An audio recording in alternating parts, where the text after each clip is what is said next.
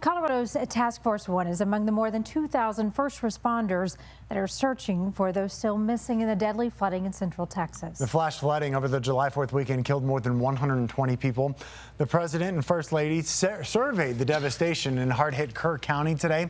They also met with those affected by the catastrophic floods. Along the Guadalupe River, crews are carefully working through that debris. More than 170 people are still considered missing, even as a memorial wall to the victims continues to grow in Kerrville.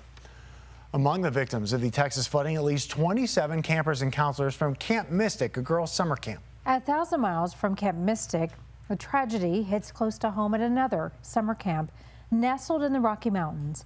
Your reporter, Olivia Young, spent the day in Estes Park at the main location of Chile, Colorado camps. She shows us how the camp spirit is persisting there. Good afternoon, Girls Camp. Good afternoon, Marcy. For more than 100 years, Chile, Colorado camps have been a place for children to unplug, learn independence, and build community. Our great-grandfather Frank started camp in 1921, and he set up an amazing foundation and built most of the lodges that we use today. You're gonna love it here because you're gonna try all the new activities, gonna make all the new friends, gonna explore the outdoors so much, and just have a blast. This is Grace Kalela's third summer at camp. Yeah, sometimes for the first week I get a little emotional and homesick at night, but then the rest I love. This is my happy place. It's Emily Gregg's 10th. This time, she's a counselor. Making sure that they're happy, but also that they're safe is my #1 concern. A responsibility that feels extra important this year, with tragedy striking at Camp Mystic just days before these campers arrived. Parents tomorrow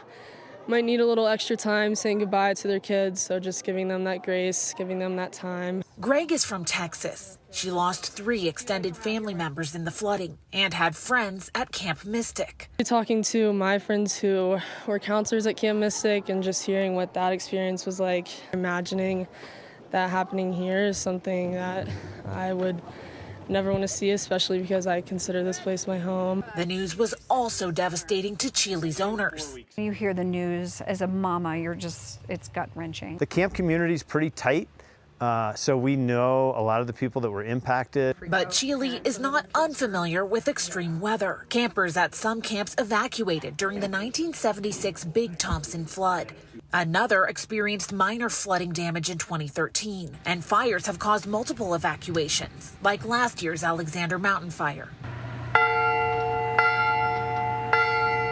Ringing of this bell signals an emergency to campers. The camp has an evacuation plan. It constantly monitors the weather and does a fire drill the day campers arrive. The camp has also done forest mitigation work. We've always recognized the weight of it. You know, we know that we are in charge of the most important person in these parents' lives. So I think we always feel it, and this hit pretty close to home. This summer, camp continues in Colorado, united in spirit with Texas.